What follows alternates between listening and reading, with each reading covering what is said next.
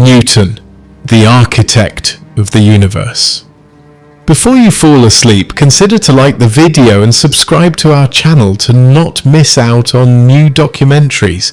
Write us in the comments where you are on Earth and what time it is when you listen to this. Some lives shape history, some ideas change the world, and some minds hold entire universes within them. Today we step into the extraordinary life of Sir Isaac Newton, a man whose discoveries reshaped science, mathematics, and human understanding forever. Newton's name is synonymous with gravity, but his contributions extend far beyond the famous falling apple. From his pioneering work in optics to his groundbreaking laws of motion, Newton's intellect illuminated mysteries that had puzzled humankind for centuries. But behind the brilliance there was also struggle, rivalries, moments of solitude, a relentless quest for knowledge that often left him isolated. Was Newton merely a genius, or was he something more? A mind so uniquely attuned to the cosmos that he became its architect.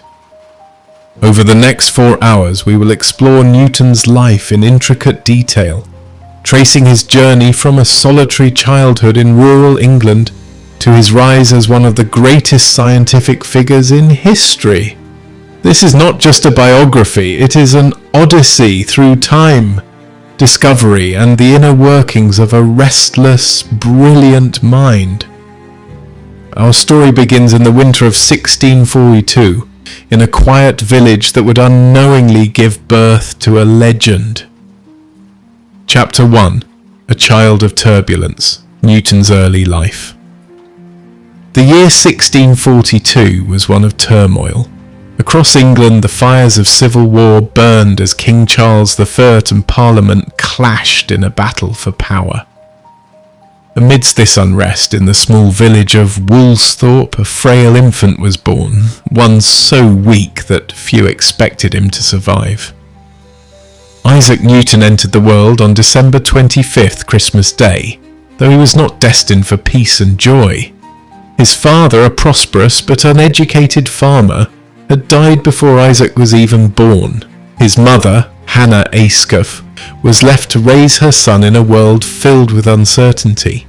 Yet the biggest shift in young Newton's life came when, at just 3 years old, his mother remarried, leaving him in the care of his grandmother while she moved away with her new husband. Abandoned by his mother, Newton grew up as a lonely and introspective child. This solitude fed his imagination. While other boys played, Newton built intricate wooden models, experimented with sundials, and lost himself in quiet contemplation. His intelligence became evident early, though few at the time knew just how deep his mind would one day reach. At the King's School in Grantham, Newton was initially an unremarkable student, more interested in tinkering with machines than in formal education. But everything changed when an argument with a fellow student stirred something competitive in Newton. He resolved to surpass his classmates in academics, setting in motion a lifelong obsession with knowledge. By the time he left Grantham for Cambridge, Newton had already developed a fascination with mathematics, astronomy, and philosophy. The seeds of genius had been planted, though it would take time before the world recognized the mind it had been gifted. In 1661, Isaac Newton arrived at Trinity College, Cambridge, a world of knowledge, debate, and restless inquiry. It was a time of transition in the scientific community. The old Aristotelian philosophy, rooted in abstract reasoning and tradition, was being challenged by a new approach, one of observation, experimentation, and mathematical precision. Cambridge was not only a place of learning, but a forge where great minds sharpened their ideas. It was here that Newton first encountered the works of Galileo, Kepler, and Descartes, brilliant thinkers who questioned the nature of reality itself. Yet for Newton, simply absorbing their ideas was never enough. He was not a student who merely learned, he was a student who sought to reinvent. As he sat in lecture halls listening to professors repeat the centuries-old doctrines of Aristotle, Newton scribbled notes, not to preserve their wisdom, but to question it. He sought deeper truths, unsatisfied with the vague explanations of motion, gravity, and light that had stood unchallenged for generations. But Newton's true awakening did not occur in the classroom, it happened in solitude. At night, under flickering candlelight in his small college chambers, he devoured books on mathematics, optics, and philosophy, compiling his own reflections in notebooks that scholars still study to this day. One of his earliest obsessions was mathematics. Inspired by the works of Euclid and Descartes, he saw mathematical principles not as mere numbers, but as the fundamental language of nature. It was during these years that he laid the groundwork for what would become calculus, though he had no idea at the time that his method of mathematical reasoning would spark one of the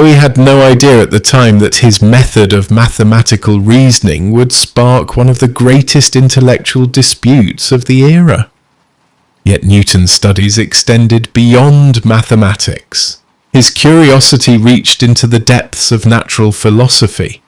He questioned how light behaved when refracted, how celestial bodies followed their paths, and ultimately whether an underlying force governed all motion in the universe.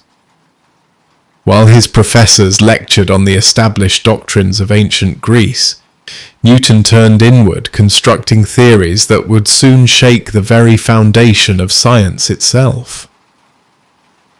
Some minds thrive in solitude. For Isaac Newton, seclusion became the catalyst for an intellectual explosion that would forever alter science. The year was 1665. A deadly plague swept through England, forcing Cambridge to close its doors. While others fled in fear, Newton returned to Woolsthorpe, his childhood home, and embraced isolation as an opportunity. Few in history have experienced a year of such remarkable insight.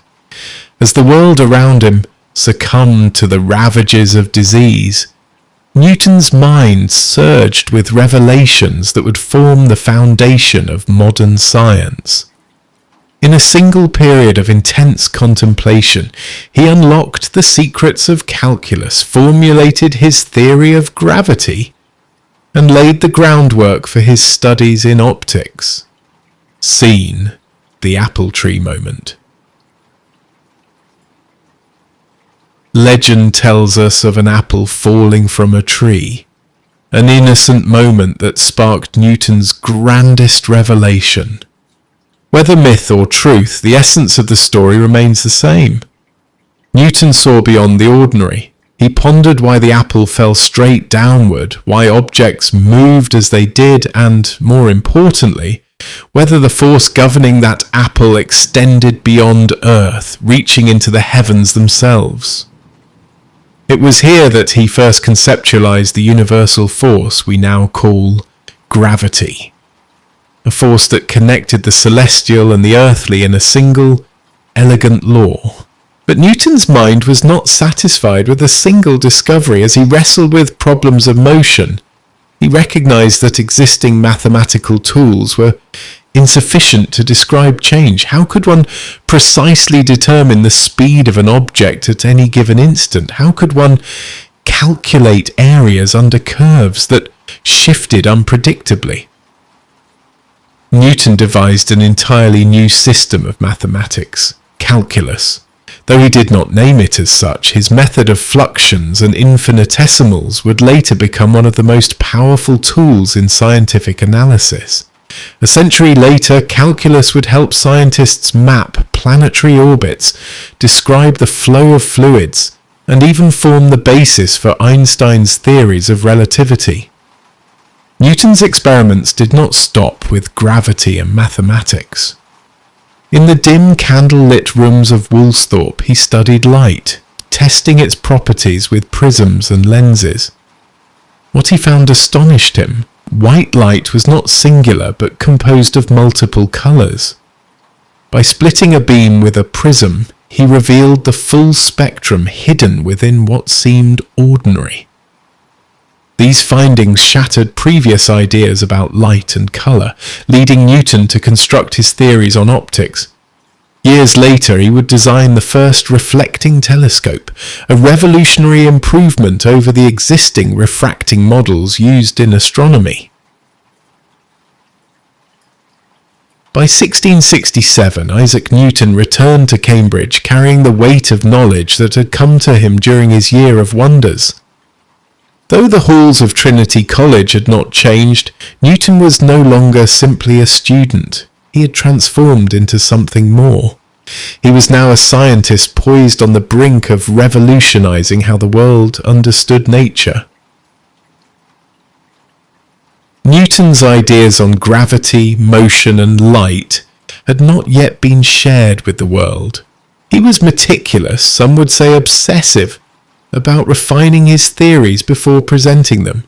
It would take years before his groundbreaking work would finally emerge from the shadows of his notebooks. In 1669, Newton achieved his first major academic milestone. He was appointed as the Lucasian Professor of Mathematics at Cambridge, an esteemed position that would give him the freedom to pursue his scientific research. This role allowed him to focus on his studies without distraction, but Newton's approach to teaching was unlike most professors of his time. His lectures were dense, filled with ideas few could grasp. Students often struggled to follow his complex explanations and attendance dwindled. But Newton was not overly concerned. His priority was his discoveries, not popularity. One of the first fields Newton chose to formally present was optics. His work with prisms had shown him that white light was composed of multiple colours, an insight that contradicted existing theories about light's composition. He devised a revolutionary experiment, using a slit to filter sunlight and directing it through two prisms, to demonstrate that light was made of distinct colours, rather than being modified by its medium.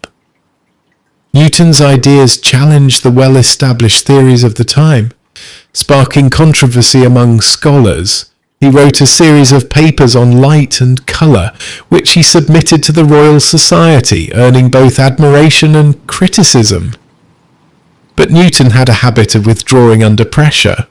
While some scientists debated his findings, he grew frustrated with public scrutiny, choosing instead to retreat into his studies rather than engage in prolonged arguments over his work. Meanwhile, Newton continued refining his mathematical discoveries. His method of fluxions, what we now recognize as calculus, was revolutionary, offering a powerful tool for analyzing changing quantities. However, Newton was hesitant to publish his findings, a decision that would later embroil him in one of history's greatest academic disputes.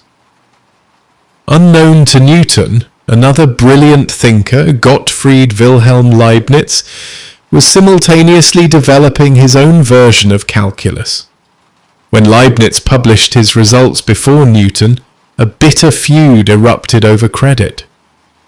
Though both men had arrived at calculus independently, accusations of plagiarism turned the disagreement into a lasting rivalry that would cast a shadow over Newton's legacy. For now, though, Newton remained focused on his own work, unaware that his reluctance to publish would later ignite one of the fiercest intellectual battles in history. In the halls of Cambridge, Isaac Newton's mind burned with ideas, but they remained locked within his notebooks for years. He had formulated the laws of motion, had envisioned a force governing the planets, and had reshaped mathematics, but the world had yet to see his masterpiece. That moment arrived in 1684 when Newton was approached by astronomer Edmund Halley, a man whose curiosity and enthusiasm would change the course of history. Halley posed a simple but profound question. What force dictates the motion of planets? Newton's answer came without hesitation: gravity. But Halley pressed further, asking Newton if he had the proof. Newton revealed that years earlier he had already worked out the mathematical principles that could explain planetary motion. Halley, sensing the gravity of Newton's discoveries, both literally and figuratively, insisted that he must publish. Fueled by Halley's encouragement, Newton threw himself into writing Philosophiae Naturalis Principia Mathematica, often called simply Principia. It would become one of the most influential works in the history of science, shaping physics for centuries to come. Newton structured Principia with a precision unlike anything seen before. Every argument was meticulous, every proof elegant. It was here that he formally presented his 3 laws of motion, ideas that will govern everything from the movement of a falling object to the path of celestial bodies. The first law, often known as the law of inertia, stated that an object at rest stays at rest, and an object in motion continues in motion unless acted upon by an external force. The second law introduced the famous equation F=ma, describing how force, mass, and acceleration are mathematically connected. And the third law, the law of action and reaction, explained how forces always occur in pairs. Beyond these laws, Newton made his most daring claim that gravity was universal. He provided mathematical proofs showing that the same force that pulled an apple to the ground was responsible for guiding planets along their orbits. The implications were staggering. Newton had unified the heavens and the earth under a single law. Seen, the impact of Principia. When Principia was published in 1687, it sent shockwaves through the scientific community. The clarity of its arguments, the depth of its insights, and the sheer magnitude of its revelations transformed Newton into one of the most celebrated thinkers of his time. But his work did not come without resistance. Some scholars opposed Newton's conclusions, reluctant to abandon their long-held beliefs. His theory of gravity, which lacked an explanation for why it functioned the way it did, left many skeptical. Even Newton himself struggled with its deeper meaning. He could describe gravity, predict its effects, but never fully define its essence. Yet, despite these debates, Principia became a cornerstone of physics. Newton's equations would help scientists predict tides, map planetary movements, and even launch rockets into space centuries later. The impact of his work was profound, stretching across time and disciplines. While Isaac Newton had risen to scientific prominence, his path was not without conflict. Genius invites both admiration and opposition, and Newton's reputation as a meticulous, often ruthless intellectual soon became undeniable. One of the most infamous disputes in scientific history was brewing, the battle over the invention of calculus.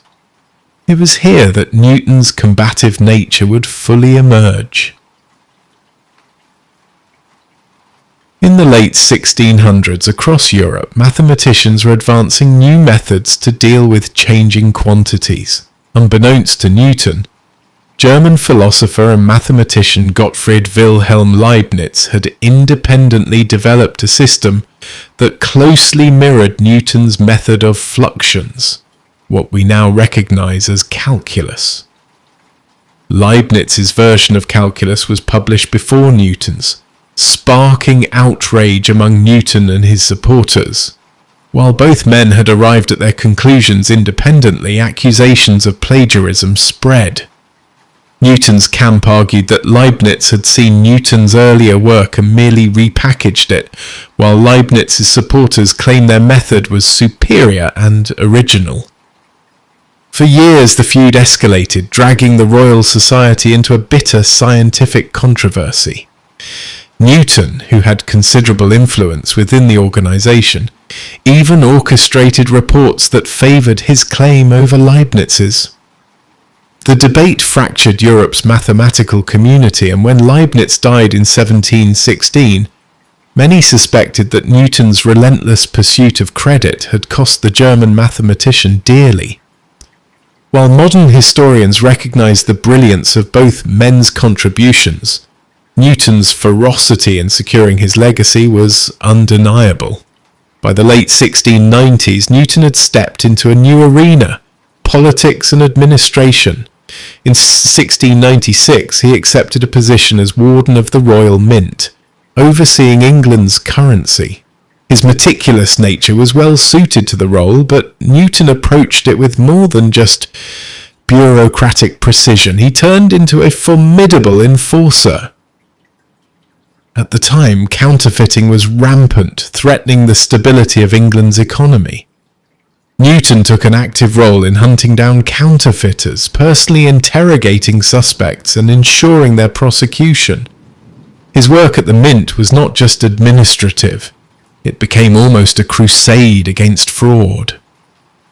In 1703, Newton reached another pinnacle in his career. He was elected President of the Royal Society. The institution, dedicated to scientific advancement, now belonged to a man who was fiercely protective of his achievements. It was here that he wielded influence over debates, publications, and the very future of British science. By the turn of the 18th century, Isaac Newton was no longer just a scientist. He was an institution. His theories had reshaped physics, his work at the Royal Mint had stabilised England's economy, and his influence over the Royal Society had made him one of the most powerful scientific figures of his age. Yet power and prestige did not bring Newton peace. In his later years he became increasingly reclusive, withdrawing from public life. The intellectual battles of his past, especially his feud with Leibniz, had exhausted him, and the relentless pursuit of recognition had taken its toll. Though he had spent decades refining mathematical and scientific principles, Newton grew contemplative, questioning the deeper mysteries of existence. He once described himself as a child playing on the seashore, occasionally finding a smoother pebble or a prettier shell, while the vast ocean of truth remained undiscovered before him. This humility seemed at odds with his fierce intellectual battles, yet it reflected a core truth. Newton understood that knowledge was infinite.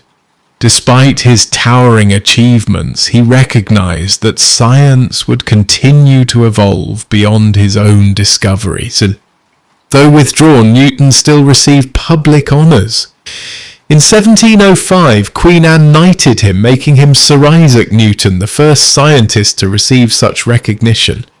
It was a moment of triumph, but Newton himself seemed unmoved by titles and ceremonies. His mind was always focused on deeper inquiries. Even in his later years, Newton remained intellectually active, reviewing scientific theories and debating philosophical questions. Yet his relationships with peers had grown strained. Many saw him as a formidable but difficult figure, unwilling to admit errors or entertain dissenting views. In March 1727, at the age of 84, Isaac Newton passed away. He was buried in Westminster Abbey, a rare honour for a scientist, reserved for the most distinguished figures in British history. His funeral was attended by nobles and scholars alike, a testament to the legacy he had built. Though Newton himself had passed, his influence remained. His laws of motion and theory of gravity would guide physicists for centuries. His approach to scientific inquiry, methodical, mathematical, and relentlessly logical, became the foundation of modern science. Even as the fields of physics, mathematics and astronomy advanced, Newton's principles remained central. Centuries have passed since Newton first formulated his theories on motion, gravity and optics, yet his influence remains woven into the very fabric of modern science. His work did not simply answer questions, it created new ones, guiding generations toward deeper discoveries and profound realizations. Scene: the scientific revolution and Newton's influence. Newton's contributions marked the dawn of a new scientific era. His methods of observation, experimentation and mathematical reasoning became the foundation upon which future discoveries were built. The very nature of science changed. No longer was it merely philosophy and speculation, but a discipline rooted in testable, mathematical laws. His equations guided astronomers mapping planetary movements, physicists studying motion, and engineers designing structures that could withstand immense forces. From the Industrial Revolution to space exploration, Newton's principles remain essential. For centuries, Newton's laws of gravity and motion were considered absolute. They explained planetary orbits, ocean tides, and mechanical forces with remarkable accuracy. Yet science never rests, and by the 20th century, another brilliant mind, Albert Einstein, introduced a theory that would expand upon Newton's insights. Einstein's general theory of relativity refined our understanding of gravity, demonstrating that space itself could curve under the influence of massive objects. Though Newton's laws still applied in most cases, Einstein revealed that gravity was not merely a force, but a fundamental warping of space-time. Did this diminish Newton's genius? Far from it. Newton had given science its structure, an intellectual framework upon which future discoveries could be built. Without Newton's work, Einstein's revelations may never have come to pass. Newton's legacy is not confined to classrooms and research laboratories. It permeates our daily lives. The engineering behind bridges, airplanes, automobiles, and even artificial satellites relies on Newtonian mechanics. His principles allow spacecraft to navigate the cosmos, guiding missions to distant planets and beyond. Even the smallest actions, a ball rolling across the floor, a car accelerating, an apple falling, are governed by Newton's laws. Every moment, knowingly or not, humanity lives by the equations he wrote centuries ago. Beyond science, Newton's life offers a profound lesson. Curiosity and persistence can unlock the mysteries of the universe. He was a man who observed the world not passively, but as a puzzle to be solved. His legacy reminds us that understanding is not inherited. It is earned through inquiry, patience, and discovery. Though Newton himself may have questioned the deeper nature of existence, his work paved the way for humanity to explore ever greater truths. Science is a continuum, and while Newton stood as one of its greatest architects, the pursuit of knowledge continues. As we conclude our exploration of Isaac Newton's life, we recognize that his influence extends far beyond the pages of history. He shaped the trajectory of human thought, offering not just discoveries, but an approach to uncovering nature's deepest secrets. Newton once said, "If I have seen further, it is by standing on the shoulders of giants." And yet today it is we who stand on his shoulders, benefiting from the knowledge he left behind. His vision remains immortal, etched in the equations that govern the universe, in the lessons that guide scientific inquiry, and in the minds of those who seek to understand the world around them. Thank you for joining this journey through the mind of one of history's greatest thinkers. May his story inspire you to look closer, question further, and embrace the pursuit of knowledge as he once did.